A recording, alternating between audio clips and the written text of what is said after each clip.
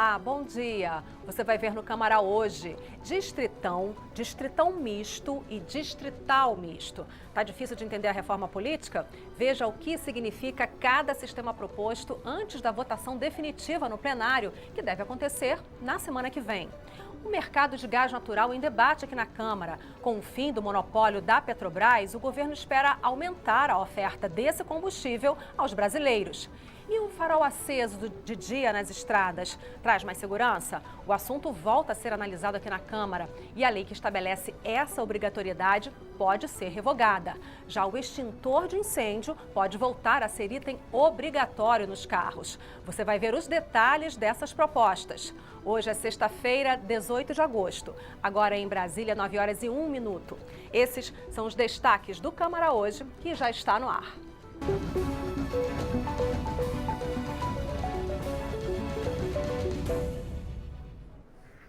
Na próxima semana, o plenário Ulisses Guimarães deve começar a votar os diversos pontos do que chamamos de reforma política. Essa expressão, na verdade, corresponde a um conjunto de mudanças. Talvez a mais difícil seja rever a maneira como o brasileiro escolhe os seus parlamentares. Há diversas opções. A gente preparou uma reportagem para explicar os 3 principais sistemas em debate aqui na Câmara. O chamado distritão pode valer para as eleições de 2018 e de 2020. Nesse modelo, são eleitos os mais votados independentemente do partido. Por exemplo, Minas Gerais tem 53 deputados federais. Os 53 candidatos que tiverem mais votos em 2018 vão ser os escolhidos. A grande vantagem desse sistema é a simplicidade. Os mais votados são eleitos. Simples assim. Mas também há desvantagens. A primeira delas é que esse sistema tende a excluir minorias. Uma segunda desvantagem é que as campanhas vão se concentrar em candidatos, não em partidos. E é por isso que uma outra opção está sendo discutida no plenário da Câmara. O distritão misto. Nele, você poderia votar ou no seu candidato ou no partido dele. Continua valendo a ideia básica de que os mais votados são os eleitos, assim como no distritão. Mas o detalhe é que o partido também pode ser votado. Os votos dados ao partido são divididos somente entre os candidatos daquele partido, de acordo com a votação que eles receberam. Mas por que isso é tão importante?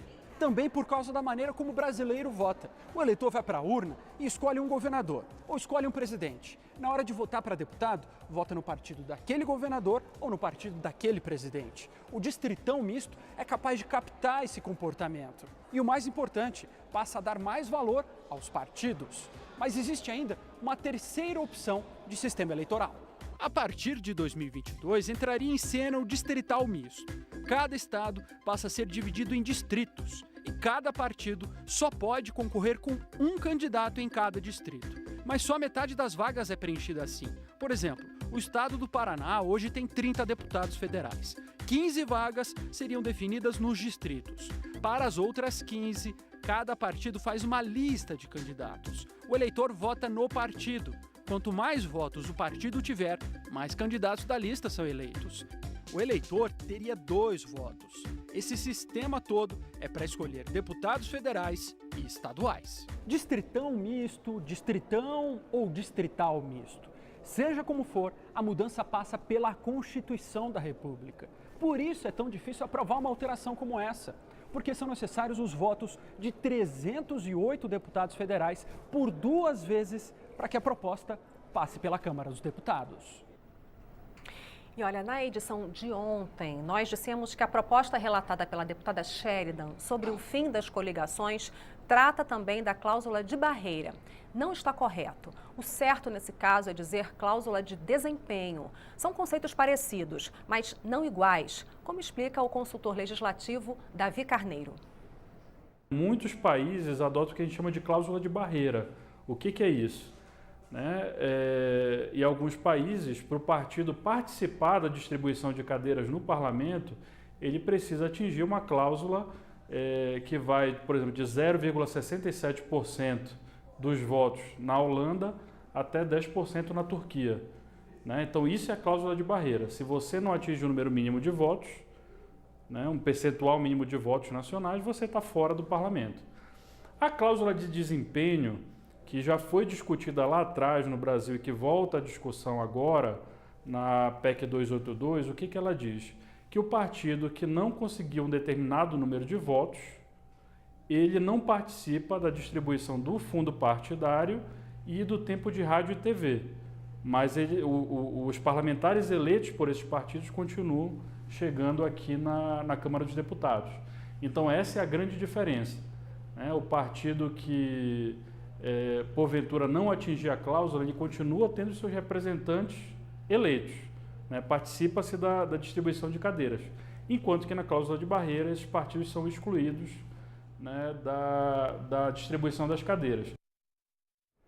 Agora é hora de dar um panorama geral sobre a semana que termina e as próximas, os debates que vêm pela frente no plenário Ulisses Guimarães. E quem faz isso para a gente toda sexta-feira é a repórter Dini Moraes. Bom dia, Dini, mais uma vez. Obrigada pela participação aqui no Câmara hoje. Bom dia, Vera. Bom dia a todos que nos acompanham agora ao vivo aqui na TV Câmara. A gente sempre tem muito assunto. Essa semana foi bastante votação no plenário.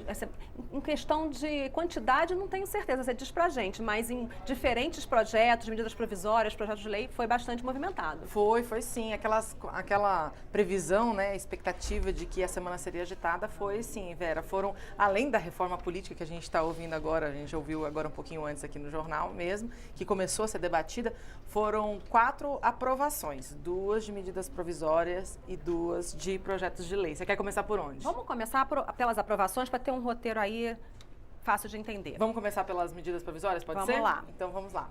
As medidas provisórias, a primeira delas a ser aprovada foi a 775, que estava com prazo super apertado, inclusive foi aprovada na quarta-feira no Senado, então, ou seja, já foi para a sanção presidencial a tempo de não perder a validade que era hoje. Gini, aquela proposta do Senado de ter um tempo a mais para votar, um período, né, para votar essas medidas provisórias para não ser tão em cima da hora, nesse momento não está acontecendo desse jeito, né? Pois é, esta semana, por causa dessa medida provisória, o presidente do Senado, o senador Eunício Oliveira, voltou a falar, olha, nós não vamos aceitar, essa aqui foi a última medida provisória, nós não vamos aceitar medidas provisórias que cheguem dessa forma, sabe?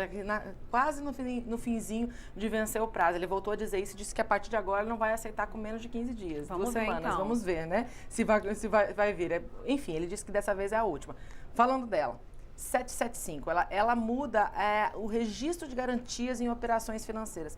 É técnico sim, é uma coisa mais para o mercado financeiro, mas é uma coisa que na prática diminui a burocracia, segundo o governo. O que acontece? Ela cria um registro eletrônico de garantias e acaba com aquelas garantias feitas no papel, que na prática, hoje, por exemplo, vamos dar um exemplo do empréstimo, uma pessoa vai pegar um empréstimo no banco e dá um carro como garantia no pagamento daquele empréstimo. Ele poderia dar aquele carro como garantia, Vera, em um banco, chegava em outro banco, dava outra vez o mesmo carro como garantia em outro banco. Enfim, esse registro eletrônico ele pode impedir isso, o que dá mais segurança para as entidades financeiras, no caso os bancos, para poder oferecer crédito.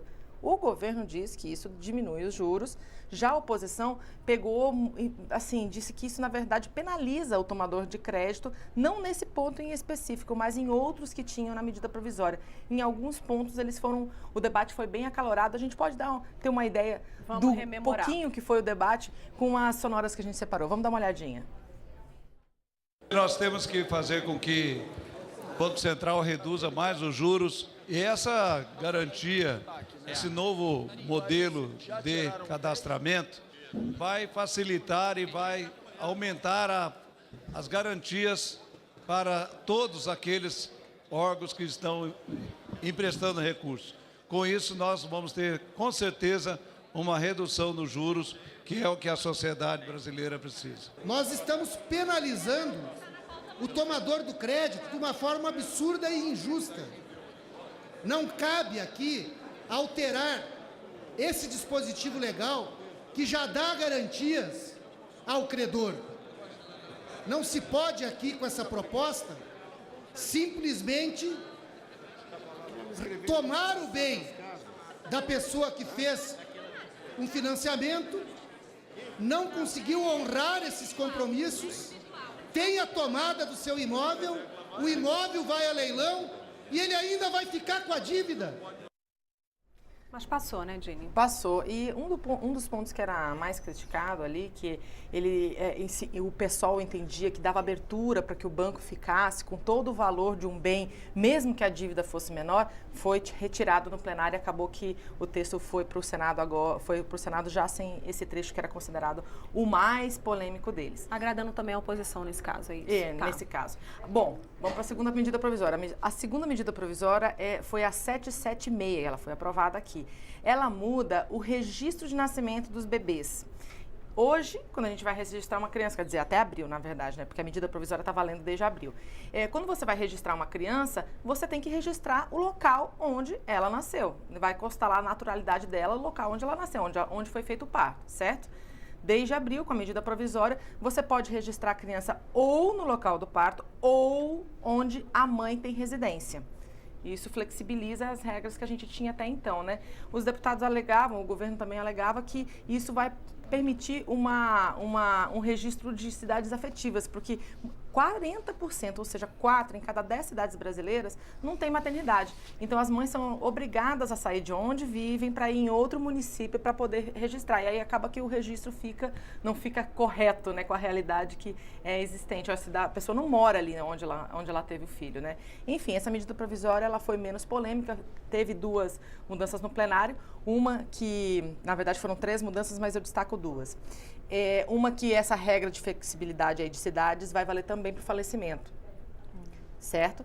E então, ou seja, vai constar num registro de falecimento ou o local onde a pessoa faleceu ou o local onde a pessoa de fato residia. E também uma alteração que impede que essa flexibilidade valha para caso de adoção. E aí os deputados, a deputada Ana Perugini alertou que isso daí poderia dar uma brecha para tráfico de crianças, então os deputados acharam melhor que se há brecha, vamos tirar. E aí eles tiraram no plenário. Ok, foi assim que ela foi seguiu para o Senado? Foi agora para o Senado, isso. Tá, e os projetos de lei aprovados, Gênia? Projetos de lei aprovados. Bom, um deles não teve polêmica nenhuma, que foi a questão do financiamento das dívidas das Santas Casas. Aqui, eu acho, Vera, é importante a gente lembrar que as Santas Casas, apesar delas atenderem o público do SUS, né, do Sistema Único de Saúde, ou seja, fazerem atendimentos gratuitos, elas não são entidades gratuitas. Elas recebem dinheiro do governo conforme o atendimento que elas vão fazendo. E esse repasse, eles alegam que esse repasse é muito menor do que os custos que eles têm, por isso a dívida só aumenta. E o que esse projeto veio fazer? Um financiamento exclusivo para essas dívidas das Santas Casas. Foi unanimidade, não teve debate no plenário, todos os deputados aprovaram, eles só fizeram a ressalva de que é um financiamento, ou seja, não acaba com a dívida, né? A dívida ela continua, mas ela vai ser refinanciada. A gente conversou com o presidente da Frente Parlamentar, que é um grupo de deputados, né, que defende aí as Santas Casas aqui no Congresso. Vamos ver a avaliação dele sobre esse projeto de lei? Vamos lá. Hoje as Santas Casas têm uma dívida total de 21 bilhões. São 2.100 Santas Casas responsáveis por cerca de 51% de todos os atendimentos SUS no Brasil. Então, portanto, a dívida pressupõe exatamente a defasagem dos contratos do SUS com as Santas Casas. Mas esse projeto possibilita alongar para 15 anos com 0,5% ao ano de juros e as Santas Casas com 2 anos de carência para pagar. Esse assunto está em debate aqui há tanto tempo, né? Exato. E agora, por último, o projeto de lei que torna crime hediondo o posse de fuzis, metralhadoras e submetralhadoras. Lembrando aí que é crime hediondo, né? O crime hediondo no Brasil, ele faz com que a pena ela seja inicialmente cumprida em regime fechado, dificulta também a progressão de pena, ou seja, é mais difícil para a pessoa cumprir regime semiaberto. E agora esse projeto foi para o Senado, perdão, isso mesmo, foi para o Senado. Ele é de autoria do ex-senador Marcelo Crivella, que hoje é prefeito do Rio de Janeiro, né? E, inclusive, vários parlamentares do Rio de Janeiro defenderam esse projeto como uma forma de coibir esse uso de armamento mais pesado pelos criminosos. Outros criticaram um pouco essa questão da lista de crimes hediondos, né? Exato. E, por outro lado, alguns parlamentares disseram que isso, na verdade, não vai mudar nada porque não vai coibir criminoso de usar arma, porque eles não estão nem aí o que é crime hediondo, o que deixa de ser crime hediondo, né? De fato, aprovou, né? Enfim, agora ela vai para a avaliação do Senado. Só voltando, aquele projeto das Santas Casas vai para a sanção presidencial, ou seja, só falta a assinatura do presidente para poder virar a lei. Aqui no Parlamento já terminou o debate. E reforma política, que o debate não terminou ainda, Jane? Na verdade, o debate só começou, né, Vera?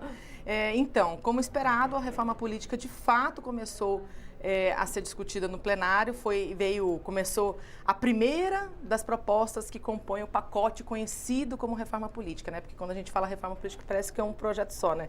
Gente, na verdade são vários projetos e este primeiro é uma proposta de emenda à Constituição que, ou seja, por mudar a Constituição vai precisar passar por 2 votações no plenário da Câmara, mais 2 votações no plenário do Senado e ter aprovação de 2 em cada 3 parlamentares. É uma aprovação difícil, por isso que tem tanta negociação, viu, Vera? Essa proposta em específico, vocês já falaram aqui no jornal, A gente está falando todo dia para esclarecer bastante, porque não é fácil acompanhar, porque são várias propostas, elas estão em níveis diferentes de aprovação, precisam de quórums diferentes, todas passam por comissão e depois vão para o plenário. Tem que falar bastante, explicar bastante. Né? É complicado entender, porque são muitas mudanças que estão em jogo aí.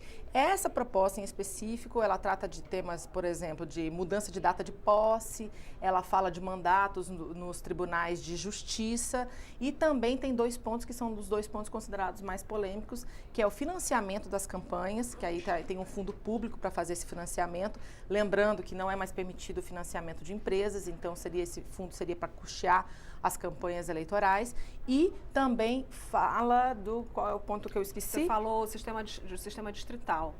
E aí sim, claro, a forma que a gente elege deputados e vereadores hoje, que hoje ninguém entende como é que a gente elege, né? Tem muitos críticos aí a esse sistema, que não é fácil para a população entender, mas a gente viu agora há pouco na reportagem do Thiago Ramos, ele tentando explicar um pouquinho quais são os modelos que estão em jogo. Quem não acompanhou, eu sugiro que dê uma olhadinha na internet e veja especificamente aí quais são os modelos que estão em jogo aí, né? Ainda não tem um martelo batido sobre isso, viu, Vera? Os partidos continuam negociando e a ideia é que esse assunto dessa proposta aí volte ao plenário na terça-feira, inclusive é o único item da pauta de terça-feira.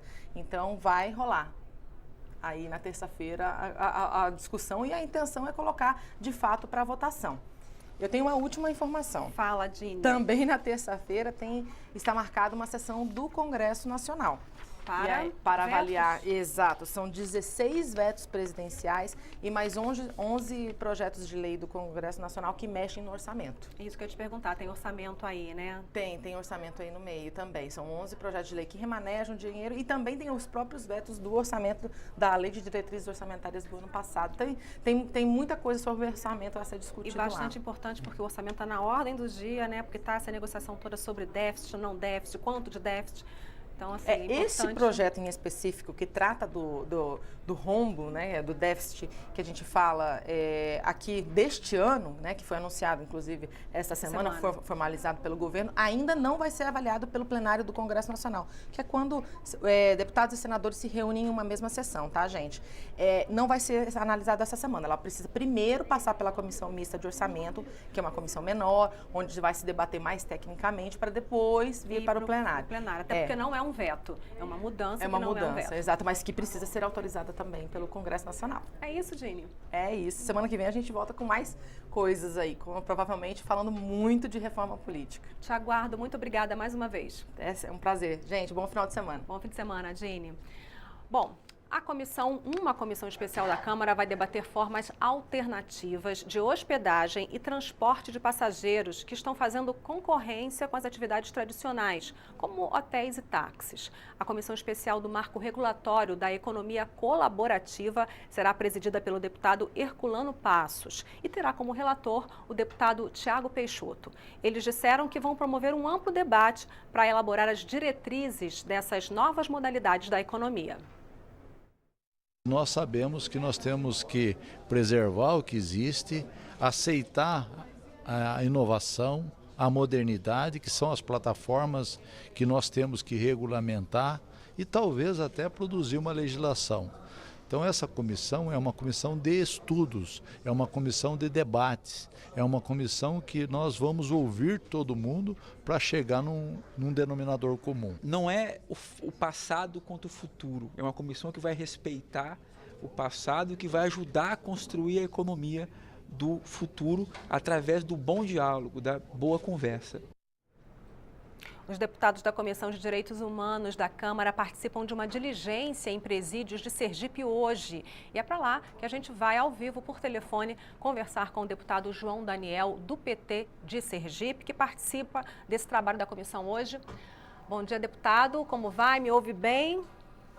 Bom dia a todos os ouvintes da TV Câmara. Deputado, telespectadores, pois não. Eu queria saber, para começar, quais são os locais que vão ser visitados pela comissão? Existe um roteiro hoje de trabalho? Hoje, na verdade, nós estamos aqui fazendo uma audiência pública. É um seminário, 30 anos da pastoral carcerária no Brasil, aqui em Aracaju, na Assembleia Legislativa de Sergipe. Nós estamos com representantes da pastoral carcerária do Brasil aqui em Sergipe, o coordenador nacional Padre Valdir e os membros da pastoral carcerária de Sergipe, fazendo um grande debate sobre a questão dos 30 anos da pastoral carcerária e também a situação prisional no Brasil, que lamentavelmente é muito grave. Nós precisamos debater, discutir este tema com muita profundidade, com seriedade. Então, hoje é um debate público na Assembleia Legislativa de Sergipe, onde estamos iniciando nesse instante, viu? Deputado, e qual é a situação, o senhor que é daí do Estado, qual é a situação das cadeias, do sistema prisional no Estado nesse momento? Olha, nós estamos debatendo hoje a situação nacional. Nós temos 607 mil presos no Brasil, homens e mulheres. Nós temos 70% destes presos menor de 30 anos. Mais de 50% não há condenação. Parece uma fábrica de encarceramento, de aprisionamento, de um sistema prisional falido, que precisa fazer um grande trabalho e um debate nacional sobre esse tema. A cada dia se criminaliza mais, se prende mais, e nós precisamos discutir esse tema com muita seriedade. Por isso, hoje nós prestigiamos com muito carinho esse trabalho que é feito no Brasil inteiro há 30 anos pela pastoral carcerária, que tem feito um trabalho de ida, de visita, de diálogo, de acompanhamento dos presídios no Brasil inteiro, um trabalho no sentido de valorizar a vida, de estar ao lado daqueles que foram, por um motivo ou por outro, cometeram algum tipo de delito, de crime, ou, como nós temos os dados aqui em mãos, que 67% no caso das mulheres presas no Brasil são motivos de uso de drogas, por tráfico de drogas, como quase 30% dos homens jovens é o envolvimento de drogas. Então nós precisamos estudar, debater qual é verdadeiramente as causas desta prisão brasileira que leva milhares de homens, mulheres e jovens, 99% é gente pobre que por um motivo ou por outro caiu nesta situação. Deputado. E o Brasil e nós, parlamentares, precisamos encarar esse tema como um problema nacional que precisa ser debatido, discutido, sem discriminação, sem preconceito. Pois não. Deputado, o senhor acabou de falar aí um pouco sobre esse problema que é a quantidade, o tamanho da população carcerária no país. Existe algum projeto de lei, alguma medida que está sendo analisada aqui que o senhor defende nesse momento, que tem a ver com isso, com esse diagnóstico que já foi feito, que é preciso melhorar as condições, sim, dos presídios que existem, melhorar a estrutura física do que existe, mas que é preciso também entender por que existem tantos presos e reduzir um pouco esse encarceramento, né, essa quantidade? Olha, existem muitos projetos de leis e o nosso objetivo da Comissão de Direitos Humanos, a partir do debate com a pastoral carcerária e com aqueles que trabalham com este público, com compromisso nesta causa, nós podermos reunir esses projetos, ideias e dar continuidade na Câmara Federal, no Congresso Nacional, para buscar, tanto na questão da legislação, como políticas públicas para esta questão prisional brasileira. Nós temos 375 mil vagas para presos e nós temos 607 mil presos. Portanto, todo mundo sabe e acompanha os massacres que houveram, todo mundo sabe e acompanha a grande quantidade que existe nas prisões desumanas, que é o nosso caso brasileiro. Então, hoje é mais nesse sentido de nós fazermos um debate dos 30 anos de trabalho desta importante pastoral ligada à CNBB, compreender esse tema profundamente e debater políticas públicas nacionais para essa questão prisional. Ok, deputado. Muito obrigada pela participação e bom trabalho aí. Muito obrigado a vocês e a todos que nos assistem e nos acompanham pela TV Câmara. Um grande abraço. Obrigada, deputado. Bom, a gente continua por aqui. O assunto agora é o mercado de gás natural, que foi assunto de uma audiência pública na Comissão de Minas e Energia. O governo federal acabou com o monopólio da Petrobras e espera aumentar a oferta desse combustível aos brasileiros. Representantes do governo federal explicaram o que é o programa Gás para Crescer, que abre o mercado desse combustível, antes restrito à Petrobras. O modelo, coordenado pelo Ministério de Minas e Energia, permite que outras empresas da iniciativa privada atuem em todas as fases da produção. A meta é triplicar o mercado de gás até 2030 e garantir mais investimentos para o setor. A gente veja anúncios de vários investimentos que já foram feitos, efetivados e outros que estão por vir. Então a gente entende que o Brasil é uma terra e um mar de oportunidade para investimentos que viabilizem a produção de gás e o aproveitamento no país. O que nós precisamos é evoluir nesse sistema, nesse mercado em que a Petrobras foi durante tanto tempo detentora única, para um mercado de competitividade, onde vários competidores vão atuar na distribuição, no transporte e na comercialização do gás. O nosso objetivo é exatamente induzir para que o mercado brasileiro seja mais competitivo, maior e mais ágil. A Comissão de Minas e Energia também ouviu um dos gerentes da Petrobras e representantes das empresas do setor de combustível. Para eles, o programa Gás para Crescer deve ser pautado nas boas práticas internacionais e deixar que os preços sejam definidos pelo mercado e não pela Petrobras. Os deputados aguardam o envio da proposta do governo com as novas regras, mas já analisam outros projetos de lei que tratam do comércio de gás natural. Que nós possamos dar aos nossos relatórios, agora ouvido todos os segmentos organizados do gás, construí-lo assim, mais com o pensamento do mercado, mais com um pensamento mais sem o entrave da estatal, do governo. Nós estamos vivendo, no fundo, o último ciclo de combustível fóssil. Primeiro ciclo, Revolução Industrial Inglesa, carvão mineral. Segundo ciclo, século XX, onde a indústria automóvel foi a principal indústria do século XX. E agora o terceiro ciclo, com gás natural, que é fóssil, mas é mais limpo. Você já viu nesta edição do Câmara Hoje quais são as diferenças entre cada sistema de eleição proposto na reforma política, que deve ser votada em plenário na semana que vem.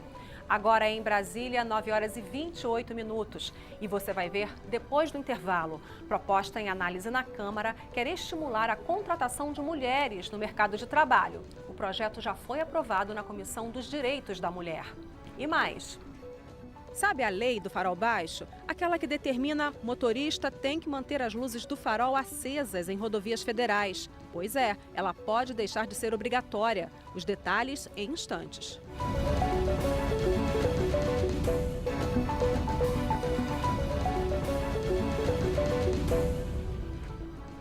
Em Brasília, 9h29. O Câmara Hoje está de volta. As desigualdades entre homens e mulheres no mercado de trabalho estão por todo lado. Salários e oportunidades são alguns exemplos. Até a taxa de desemprego é diferente, é mais alta entre as mulheres. Estimular a contratação de mulheres é o objetivo de um projeto em análise aqui na Câmara. A proposta já foi aprovada pela Comissão de Defesa dos Direitos da Mulher e agora está na de Desenvolvimento Econômico. Os números dão uma ideia das diferenças entre homens e mulheres no mercado de trabalho. Segundo o IBGE, elas ganham 25% a menos que eles em cargos parecidos. Quando ganham, entre os homens o desemprego está em 12%, entre as mulheres em 16%.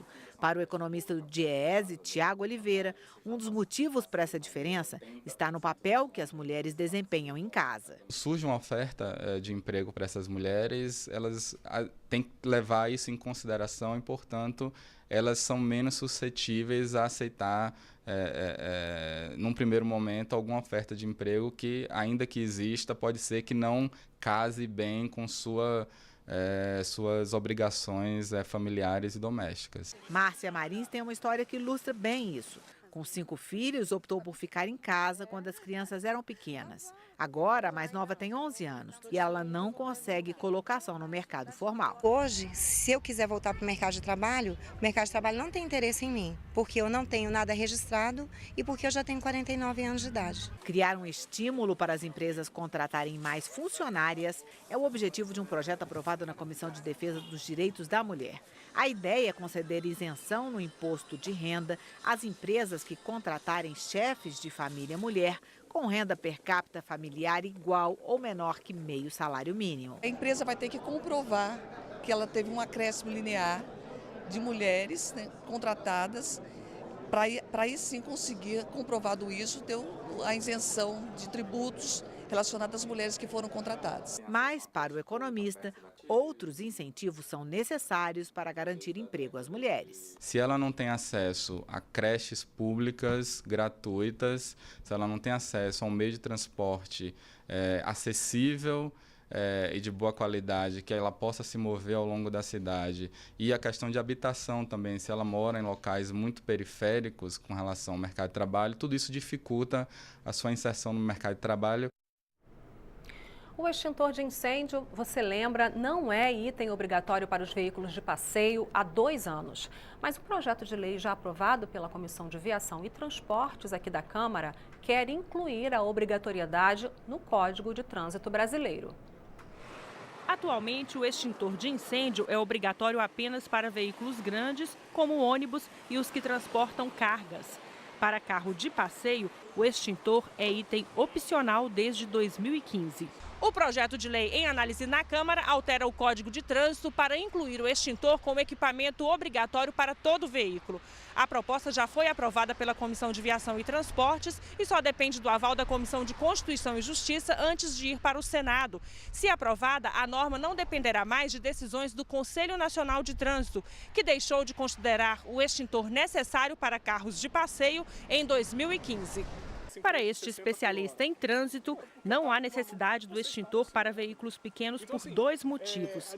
É pequeno o número de registros de incêndio e a maioria dos motoristas não sabem usar o equipamento. Somado esses 2 fatores, num caso de um incêndio em veículo, a situação é saia de perto do veículo. O retorno de leis, como aconteceu a questão do kit primeiro socorro, que já aconteceu um momento, e depois a revogação dele, e o retorno, você começa a criar uma insegurança e até uma maior permissividade para o trânsito. Você tem que cumprir as regras, observe as regras, deixem a população ter uma maturidade maior, absorver melhor as regras. Mas o relator da proposta na Comissão de Transportes argumenta que o extintor de incêndio pode salvar vidas. O extintor de incêndio, como eu disse, é como o seguro. O importante é a gente ter e nunca precisar de usar. Mas em caso de emergência, ele pode sim resolver. Por que dos veículos grandes o CONTRAN manteve o extintor de incêndio? Então eu acho que é importante sim, é um valor insignificante sobre o valor do carro. Então por que não ter o extintor? A semana termina em Brasília, mas outras atividades ocupam os deputados nas suas bases eleitorais. Está ocorrendo neste momento em Maceió, Alagoas, um seminário sobre os avanços da lei de cotas e também da lei brasileira da inclusão. Vamos então conversar ao vivo por telefone com a deputada Rosinha da ADEFAL, que pediu a realização do seminário. Ela está lá em Alagoas. Bom dia, deputada. Quem vai participar desse evento, desse seminário? Bom dia, Vera. Bom dia a todos que nos assistem aí na TV Câmara. Olha, o seminário tem um público muito diversificado. São pessoas com deficiência aqui do estado, tem gente de todo o interior, estudantes de direito, líderes de instituições de pessoas com deficiência, tem alguns operadores de direito, que a gente viu advogados aqui, juízes. Então, acho que é um público bastante diversificado e que com certeza tem a intenção de efetivar a inclusão da pessoa com deficiência. Deputada, falando objetivamente então sobre o tema, de acordo com o Ministério do Trabalho, o cumprimento da lei de cotas, muitas vezes as empresas acabam contratando as pessoas com deficiência só depois de serem multadas. Isso já é um diagnóstico feito pelo Ministério do Trabalho. Por que ainda não se cumpre a lei como deveria? Olha, eu acho que falta ainda uma penalização maior e principalmente uma condição de fiscalização. Eu acho que isso é um dos requisitos de que a LBI e tantas outras leis no nosso país não consigam ser efetivadas. O corpo de fiscais ainda é pequeno e agora, é claro, isso vai, para que a lei seja efetivada, a gente precisa, além disso tudo, de uma mudança cultural por parte dos empresários, né, por parte do empregador, e de que é preciso ter uma visão de investimento, é preciso tornar acessível o espaço, é preciso investir em tecnologias, é preciso capacitar o público interno para receber a pessoa com deficiência, para que entenda as diferenças, enfim, de cada ser humano e aprenda a conviver com isso, lidar para que a gente possa verdadeiramente mostrar as nossas habilidades, nossos talentos, inclusive para o mundo do trabalho. Agora, deputada, a lei brasileira de inclusão, que também vai estar em análise hoje, em debate aí com vocês, ela garantiu vários direitos, ela vai num outro caminho, garantiu direitos como, por exemplo, das pessoas terem acesso a um sistema educacional inclusivo em todos os níveis de ensino, ela garantiu o direito de se casar, deles se casarem, constituírem uma união estável como qualquer outro, em condições iguais a qualquer outra pessoa. Enfim, qual é o balanço dessa lei que é bem mais recente, né? A de 2015, não é isso? Esse mês que passou, o mês de julho, mês próximo passado, a gente faz duas grandes comemorações, os 26 anos de sanção da lei de cotas. A gente faz a avaliação da lei de cotas como um grande avanço, grande conquista, mas ainda muito acanhada, por assim dizer, na sua efetivação. A gente ainda precisa muito do que eu falei agora há pouco, né, de investimentos por parte do governo na fiscalização e de investimento por parte do empregador e da sociedade em geral na questão de uma mudança cultural. A LBI traz avanços que, assim, a gente ansiava muito, porque ela traz os conceitos e os princípios gerais da Convenção da ONU sobre os Direitos da Pessoa com Deficiência. Né? A Convenção foi recebida no nosso país com o status de emenda constitucional. Então, não é simplesmente mais um tratado internacional. É um tratado que tem o peso de uma PEC, o peso de uma emenda constitucional. Então, como não? É a própria Constituição, com seu poder, né, para regulamentar, para fazer com que as pessoas com deficiência sejam verdadeiramente incluídas e respeitadas enquanto cidadãos. Trouxe avanços, por exemplo, com relação ao conceito da deficiência. Para mim, esse é o principal, sabe, Vera?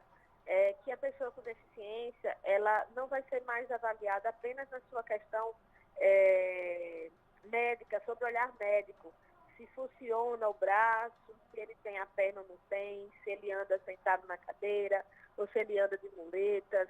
Ele vai ser avaliado também pela sua condição social e pelo espaço físico. Então, por exemplo, eu sou uma pessoa que posso ser considerada mais ou menos deficiente, dependendo do espaço em que eu esteja. Eu moro no bairro Nobre da capital de Alagoas, eu uso só carro para me locomover, eu não uso transporte público, coletivo. Então, eu tenho uma condição de acessibilidade que me torna menos deficiente.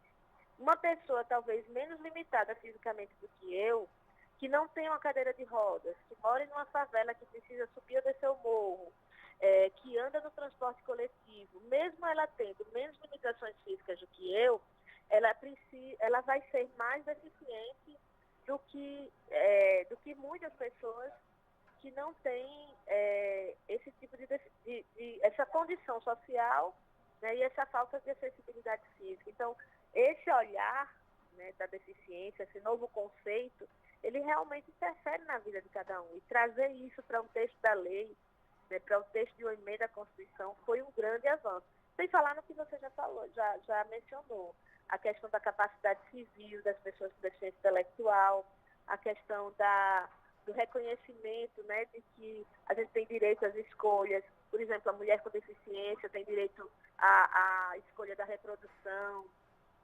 A nossa participação na vida pública e política ela é muito bem conceituada, muito bem pontuada na LDI, dizendo que a gente precisa avançar nessa participação da sociedade e tantos outros avanços que a gente pode citar e que a gente não tem tempo para isso numa entrevista. Mas que vai ser debatido hoje a fundo aí. Eu agradeço muito a sua participação, deputada Rosinha da DEFAL, que está agora lá em Maceió, Alagoas, nesse seminário que vai debater a Lei Brasileira de Cotas, a Lei de Cotas e a Lei Brasileira da Inclusão. Muito obrigada, bom trabalho aí, deputada. Obrigada para vocês também, um abraço a todos que nos assistem. Bom, mudando de assunto agora, o uso do farol baixo durante o dia pode deixar de ser obrigatório em rodovias urbanas. O projeto aprovado na Comissão de Viação e Transportes da Câmara busca evitar dúvidas no trânsito e dar mais segurança aos motoristas.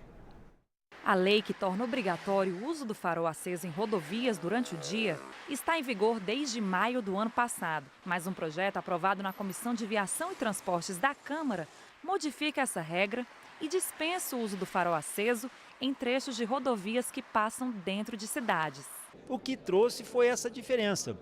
Em que momento que eu desligo e no momento que eu acendo o farol, né? É sempre uma dúvida. Então, entendeu-se que nas áreas, os perímetros urbanos, ou seja, áreas que ainda estão dentro da conformação urbana, onde tem habitações que são dotados de iluminação, não há necessidade de você utilizar o farol baixo. Pelo texto, os faróis devem ser mantidos acesos durante o dia ao atravessar túneis e sob chuva, neblina e cerração. A proposta também exige que as luzes de rodagem diurna se tornem equipamentos obrigatórios nos novos veículos a partir do 4º ano de vigência da lei. A luz de rodagem diurna é uma tecnologia já usada em muitos veículos que acende os faróis automaticamente quando o automóvel é ligado.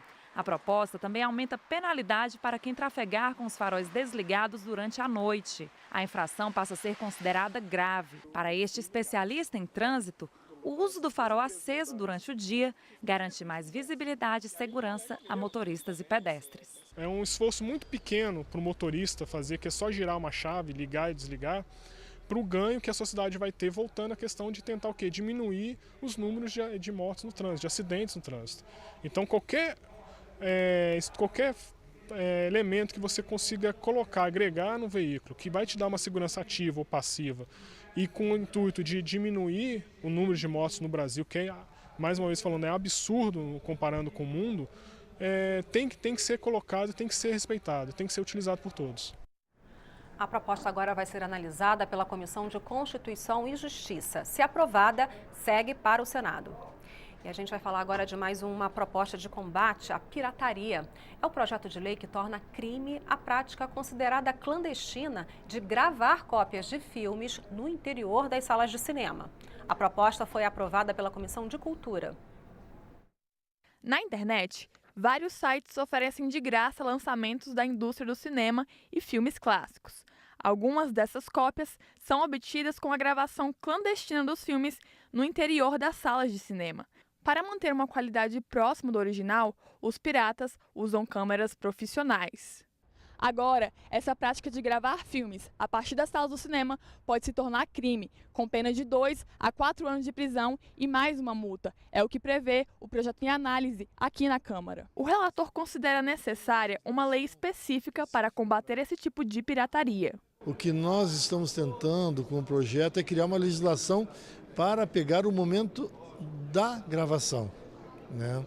Como hoje em dia os filmes vêm com uma espécie de uma marca d'água, as produtoras conseguem identificar a partir dessa marca d'água em qual cinema e que período aquele filme foi filmado, e a partir daí promover a investigação e tentar chegar a quem fez a fraude. O representante da Confederação Nacional da Indústria diz que a população não está consciente dos danos causados pela pirataria. A aprovação desse projeto é importante dentro de um conjunto de medidas que vão desde a promoção de conhecimento sobre o tema até a criminalização de condutas que ferem os direitos de propriedade intelectual.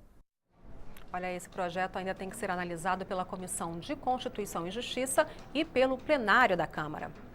E nesta edição do Câmara Hoje você viu as diferenças entre cada sistema de eleição proposto na reforma política, que deve ser votada em plenário na semana que vem. Lei do farol baixo em rodovias federais pode deixar de ser obrigatória. Proposta em análise na Câmara quer estimular a contratação de mulheres no mercado de trabalho. E esta edição do Câmara Hoje está chegando ao fim. A gente pode voltar a qualquer momento durante a nossa programação com mais informações. Hoje é sexta-feira, 18 de agosto. Neste momento, 9 horas e 45 minutos. Para você, um ótimo fim de semana.